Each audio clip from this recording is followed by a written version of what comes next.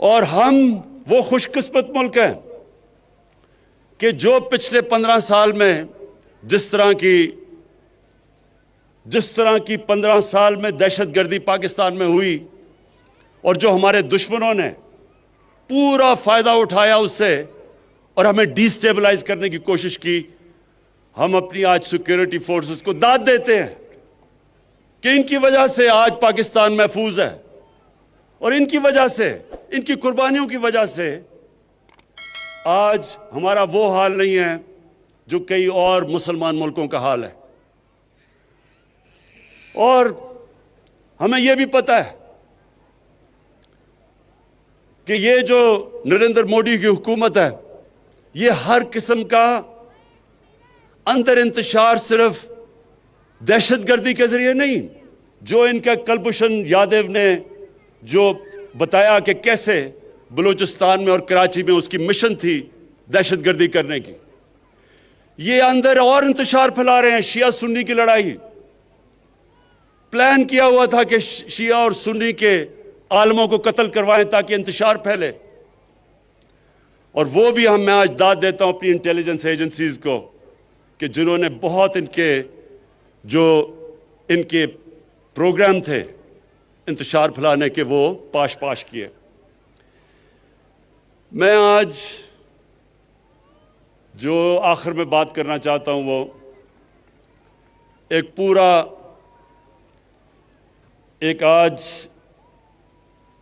آج کل کے دنوں میں ایک پورا پلان بنا ہوا ہے۔ ہمارے وہ لوگ جو کہ اپنے آپ کو ڈیموکریٹس کہتے ہیں، سیاستدان کہتے ہیں، وہ پوری طرح آج ہماری پاکستانی فوج کے اوپر اور پاکستان کی عدلیہ کے اوپر انہوں نے پورا ڈسکریڈٹ کرنے کا ان کو پروگرام بنایا ہوا ہے۔ لیکن یہ کیوں ہے؟ یہ آج سب میں اپنی قوم کو بتانا چاہتا ہوں یہ کیوں ہو رہا ہے۔ جب میں وزیر اعظم بنا تو جو میرا پہلا خطاب تھا، اگر آپ وہ دیکھیں تو اس میں نے 2 خاص طور پہ چیزیں کہی۔ میں نے یہ کہا کہ جن لوگوں نے 30 سال سے اس ملک کو لوٹا ہے، 30 سال سے اس ملک کا پیسہ چوری کر کے باہر لے کے گئے ہیں، یہ سب اکٹھے ہو جائیں گے۔ یہ اکٹھے میرے خلاف اس لیے ہوں گے کہ ان کو پتہ ہے کہ میرے تو 24 سال کی کیمپین ہی یہ تھی کہ اس ملک میں کرپشن کا سامنا کریں۔ جب تک کرپشن ہے ملک آگے نہیں بڑھ سکتا۔ اور میں نے کہا یہ سب اکٹھے ہوں گے، اور میں نے دوسری بات کہی کہ جس چیز میں پاکستان کا فائدہ ہے اس چیز میں ان کا نقصان ہے، اور جس چیز میں ان کا فائدہ ہے وہ پاکستان کو نقصان ہے۔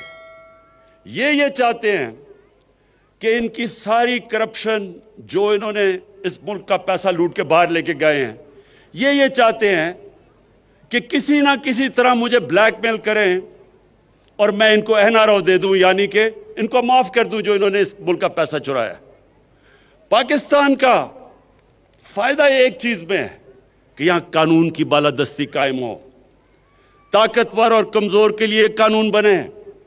یہ نہیں کہ صرف بیچارے وہ لوگ جو مجبوری میں چوری کرتے ہیں وہ جیلوں میں جائیں، اور بڑے بڑے ڈاکو ان کو NRO مل جائے اور وہ دندراتے پھریں اور وہ بار بار آ کے پھر ملک کو لوٹیں۔ قانون کی بالادستی کا مطلب کہ طاقتور اور کمزور کے لیے ایک قانون۔ اگر طاقتور چوری کرتا ہے تو اسی طرح احتساب ہو جو عام آدمی کا ہوتا ہے۔ تو یہ میں نے کہا کہ ان کا جو انٹرسٹ ہے وہ پاکستان کے انٹرسٹ کے خلاف ہے، اور یہ آج ثابت ہو رہا ہے۔ سب اکٹھے بھی ہو گئے ہیں اور پوری طرح بلیک میل، پہلے انہوں نے مجھے بلیک میل کرنے کی کوشش کی معاشیت پہ، الیکشن جی غلط ہو گیا، ہم نے کہا کھول دو الیکشن، ادھر سے بھی بھاگ گئے۔ معاشیت اللہ کا شکر ہے کہ ایک وہ ملک کے چھوڑ کے گئے تھے جس کا دیوالیہ نکلا ہوا تھا، اللہ کا کرم ہے کہ وہ بھی صحیح طرف لگ گیا ہے۔ اس کے بعد کرونا کے اوپر انہوں نے کوشش کی۔ آج دنیا اکنالج کرتی ہے کہ جس طرح پاکستان کرونا سے نکلا ہے شاید ہی کوئی اور ملک نکلا ہو۔ پھر فیٹف کے اوپر جو ہندوستان پوری کوشش کر رہا تھا کہ پاکستان کو فیٹف میں بلیک لسٹ کروائیں، اس پہ بلیک میل کرنے کی کوشش کی، اس میں بھی میں بلیک میل نہیں ہوا۔ تو اب انہوں نے پاکستانی فوج کی طرف، پاکستان کے army chief, I S I کے چیف کے اوپر اب انہوں نے بندوقیں تانی ہوئی ہیں۔ پہلے تو میں آج اللہ کا خاص شکر ادا کرتا ہوں کہ اگر یہ آئی ایس آئی کے چیف کو اور آرمی چیف کے خلاف بات کر رہے ہیں، اس کا مطلب میں نے بالکل ٹھیک ان کو منتخب کیا، یہ میری سلیکشن بالکل ٹھیک تھی، کیونکہ اگر یہ ڈاکو ان کے خلاف بول رہے ہیں اس کا مطلب وہ ٹھیک لوگ ہیں۔ دوسری، میں آپ سب کے لیے، اپنی قوم کے لیے ایک چیز کہنا چاہتا ہوں کہ آپ اگر اسلام کی تاریخ پڑھیں، بر صغیر میں مسلمانوں کی تاریخ پڑھیں، تو مسلمان بہت کم، جب مقابلہ ہوتا تھا دشمن کا اور مسلمانوں کا، ڈٹ کے مقابلہ کرتا تھا مسلمان، لیکن نقصان مسلمانوں کو تب سب سے زیادہ پہنچایا مسلمانوں کے میر جعفر اور میر صادق نے۔ یہ وہ غدار تھے جو اندر سے سازش کر کے مسلمانوں کو، انہوں نے ان قوموں کو غلام بنا دیا صرف ذاتی فائدوں کے لیے۔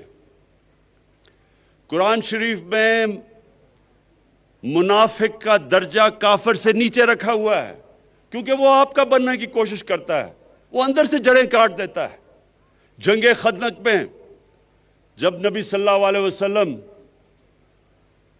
مکہ کے کفار کا مقابلہ کر رہے تھے تو اتنا ہی بڑا جتنا کفار کی فوج تھی، اندر منافقین سے خطرہ تھا، اور اس لیے اللہ نے کہا تھا کہ ان کا درجہ کافر سے نیچے ہے، یہ زیادہ نقصان پہنچاتے ہیں۔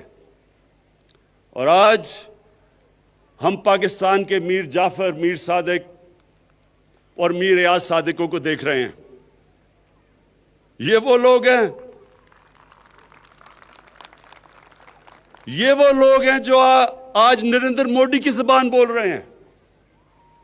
دنیا نے کہا کہ جس طرح پاکستان نے پلوامہ کے بعد اپنے آپ کو کنڈکٹ کیا، مجھے سارے دنیا کے ہیڈز آف سٹیٹ کے مبارکی کے میسیجز آئے، اور یہ آج کہہ رہا ہے کہ جناب پاکستان نے ڈر کے کیا، جو کہ نریندر مودی نے ساری الیکشن کیمپین کی تھی اس پہ۔ اور سارا مقصد، ان کا مقصد ہے کیا؟ سارا مقصد ایک ہے کہ کسی نہ کسی طرح عمران خان بلیک میل ہو کے ان کی اربوں روپے کی لوٹی ہوئی دولت جو باہر لے کے گئے ہیں، وہ کسی طرح اس کے لیے این آر او دے دے، معاف کر دے۔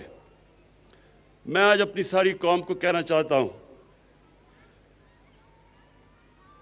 کہ عمران خان کبھی ان ڈاکوؤں کو معاف نہیں کرے گا، بلکہ جس طرح انہوں نے ہماری عدلیہ کو اٹیک کیا، عدلیہ کے اندر بھی کوشش کریں کہ ایک جج کو اوپر چڑھا دیں۔ جب ان کو معاف کیا گیا حدیبہ پیپر مل میں سپریم کورٹ نے، تو تب وہ عدلیہ ٹھیک تھی، لیکن جب ان کے خلاف 5 ممبر بینچ کا فیصلہ آتا ہے جو آج باہر بھاگا ہوا ہے، اس کے اوپر منی لانڈرنگ کا فیصلہ آتا ہے، تو تب عدلیہ بری ہے۔ اسی طرح جو فوج کے اوپر پریشر ڈالا ہوا ہے، یہ صرف اور صرف کوشش ہے کہ کسی طرح ہم اتنے پریشر میں آئیں کہ ہم ان کو معاف کر دیں۔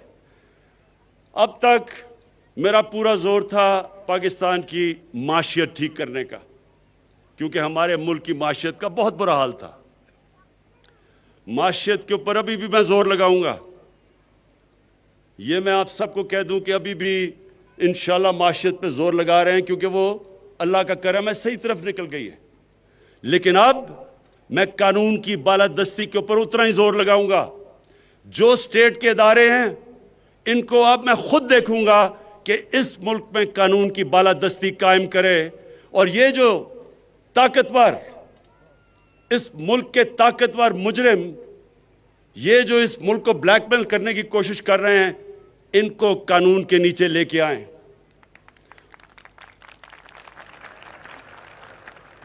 اور انشاءاللہ آنے والے دنوں میں آپ دیکھیں گے کہ کس کی ٹانگیں کامتی ہیں اور کس کے ماتھے پہ پسینہ آتا ہے. یہ ساری قوم دیکھے گی. شکریہ.